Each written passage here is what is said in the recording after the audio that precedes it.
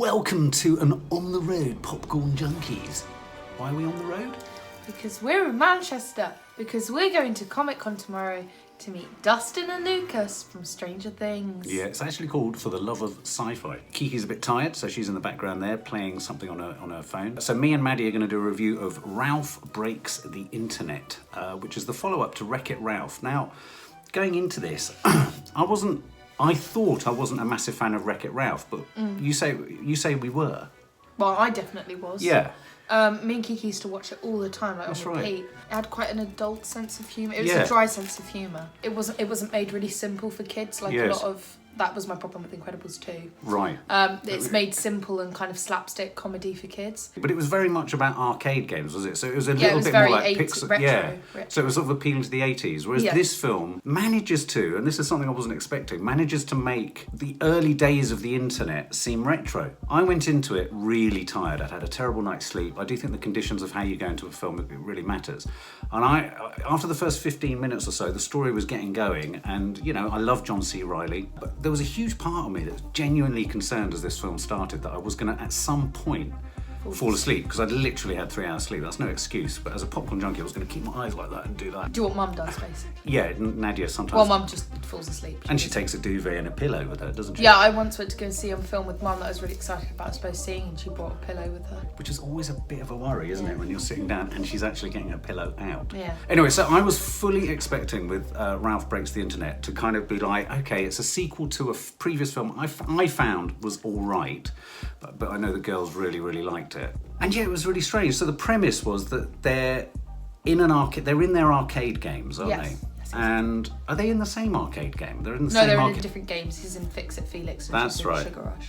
But yeah, oh, that's right. And they're all sort of connected. Right? There was a really brilliant shot in the arcade store.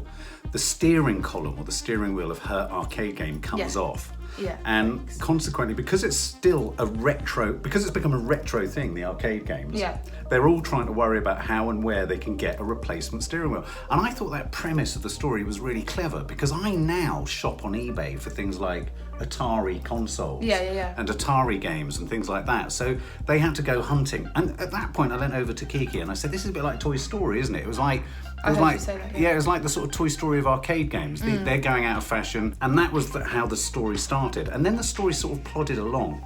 Yeah. But there was a great moment. Do you remember the moment where he pulls the plug out of the wall? Yes. And you saw the three-prong really socket come out or go in or something. Yeah, so basically Sugar Rush, which is her game, gets pulled out. So he pulls the plugs out, so it's shut down. That's right. And whenever that happens, they all have to get out of the game, because they'll go with it. Because the steering wheel came off, and what they try to do throughout is find this thing called eBay, which they obviously don't know what it is. That's right, yeah. So they go into the Wi-Fi. Oh, that's right, he gets Wi-Fi going, Yeah, doesn't they're he? like, what's this Wi-Fi? What's this Wi-Fi? I thought what was very clever with the film was how it managed to represent an entirely unphysical thing. Yeah. There isn't a place called Wi-Fi.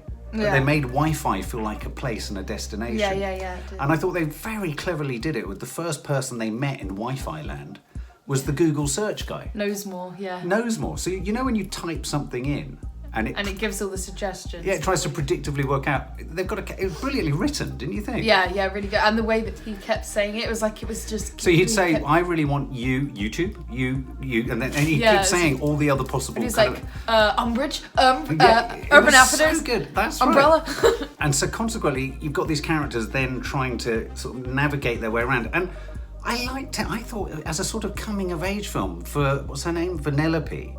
You saw her eyes widen, and I don't know what you think. I thought the film almost felt like an analogy for transitioning from being a tiny tween to a teenager to a grown-up.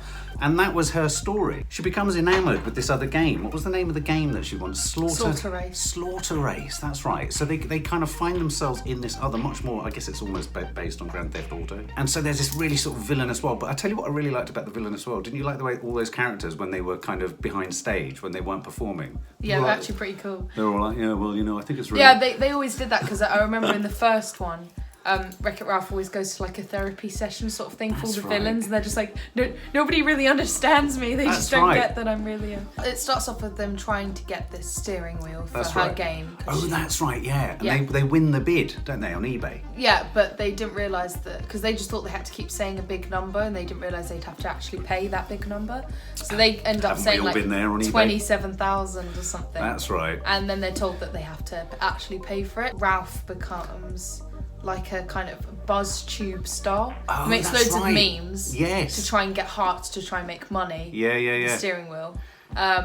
So that she can get back. But like whilst he's doing this and succeeding, she's wanting to become part of this. That's right. Slaughter race game. So he's beavering away trying to get the money, diligently creating these viral films where there's a goat or something with his head morphed on top. Memes, I thought, memes. I came out of the cinema and immediately said, I found the story a bit boring. But actually, as we re-describe the story, it's quite a clever story. Yeah, it is. Isn't it? Also, I was just going to say that I really liked that, obviously when he's making all these buzz tube videos, they're quite stupid. Yeah. And he's not really thinking about it because he's just thinking about getting the hearts and everything, and then he goes into this room to try and find Penelope, and it's where all the comments come through. Yeah.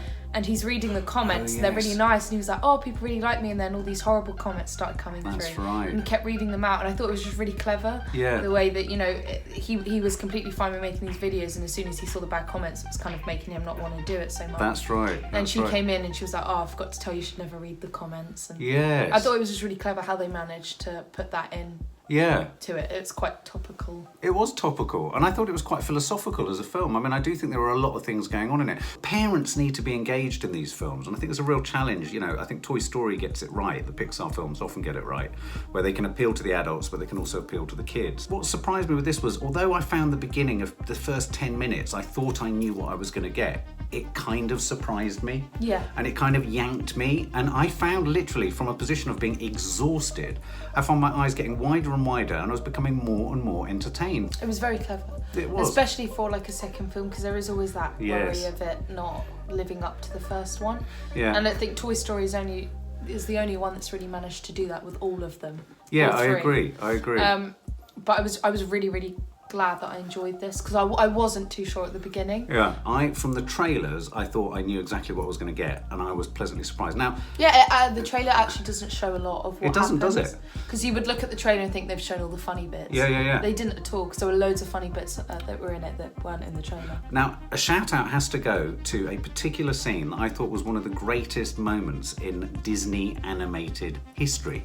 And that's not to put too fine a point on it, in Disney history, where they had all of the princesses from every single Disney film, and apparently they were all being voiced by the original voiceover artists of each princess. Yeah. So not Moana only, and everything. That was all the right. So not only was that special, but the scene was so funny, because what you got, and what I thought they presented that was so clever, and I'm sure as a young feminist you probably appreciated this, was they were all peeling away the layers of self-deceit and the manipulation that's been at work in their lives. In Disney films. So they started to query, what's her name? The girl? Vanellope.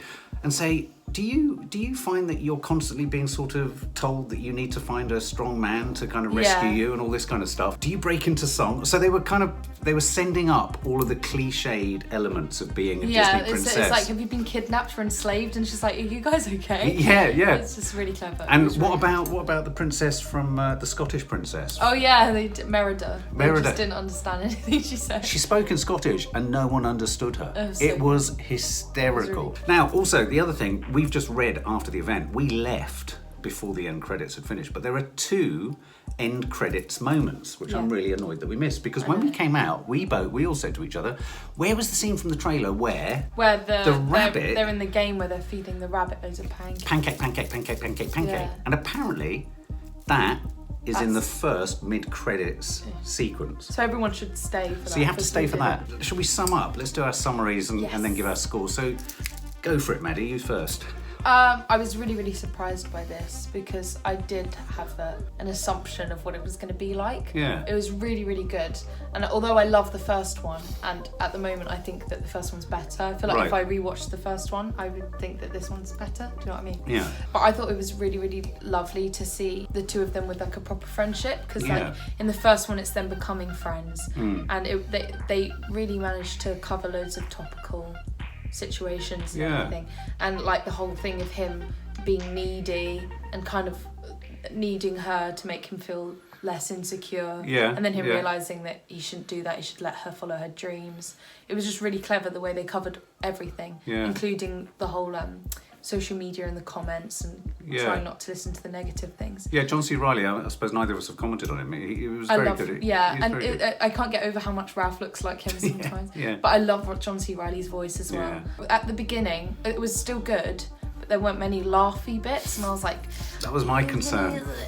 But it really did surprise me. There's that thing with parents taking their kids to see films, and they kind of don't want to because it's like the kids are going to like it and not them, but I think that this would be for adults as well. I'd probably give this a 10. Really? Yeah. Wow, a 10. It was really nice because it was like a proper Disney film, and I've missed it. And it had that whole, Disney always does that really sad piano music. Oh yeah, you were tearing up. I was crying. And I hate it when Disney does it, but I love it at the same time. I just felt it was like a really good Disney sequel film, because then they haven't really lived up to their expectations recently. Yeah, I went in, this was a tough ask. This film had to do a lot to win me over. As I say, I was extraordinarily tired. Wasn't a massive fan of the first one, and I knew sometimes when the girls, when they were younger, would say, oh, let's watch Wreck-It Ralph again, I'd sort of sigh a bit and go into the other room and watch the news. So I went in quite heavy-hearted, and like you just said, Maddie, I found the first 10 minutes a little bit clunky. I was like, oh, okay, this is going to be... It's the same characters. It's you had the guy with the cap on. Which I love Fix It Felix. Fix It Felix. You can't do that to me. No, and I just thought, okay, and then something very strange happened where, as I say, it went into the Wi-Fi world and it went into the internet, and they go into. It did have a few funny points before the Wi-Fi bit. Like when they're in the root beer, it's like, oh, when did you start drinking root beer? Oh yes, yeah. It's like, since now. And I think what it becomes is it had a lot of those clever, innovative moments that I expect more often these days from, or used to expect more often from a Pixar movie. Oh, right, yeah. I thought it had in Toy Story, almost forget, if you put the story aside, and yes, there's the story, which is always very good, you have set pieces, they're called, where there are just great riffs, in-jokes, cracking lines, but also little twists on... the logic of toys and stuff like that. Well, in this, I thought they were, like you say, with the root beer scene, the bar scene, there were many, many moments, like with the guy with the Google search as he was predicting stuff, and the eBay situation. Yeah. No, I sat there and it kept snagging me. I thought, I tell you what this is a smart film. It's a really smart film, and it's a smart, entertaining film. And by the end, it was riffing. And I'd had a thoroughly great time. Yeah. And like you say, I do think it kind of reinstates your faith in the idea that a sequel can be good. And if I'm honest, I'd rather watch this again than watch Wreck-It Ralph again. So, it's done its job. So I would probably give this, maybe not a 10, but I'd certainly give it a 9. 9.5? 9.5. Yeah. I'll give it a 9.5. I really enjoyed it. Yeah, it was really, really Really good. enjoyed it. Oh, and also we have to give a shout out. Another little touch, for example, was the dark web.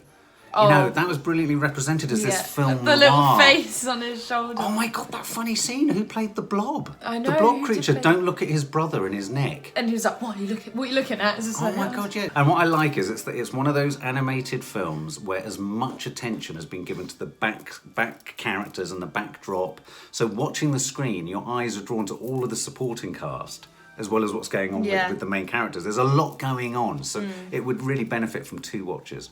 For more film and family fun, don't forget to click the subscribe button and make sure to click the bell to never miss an update.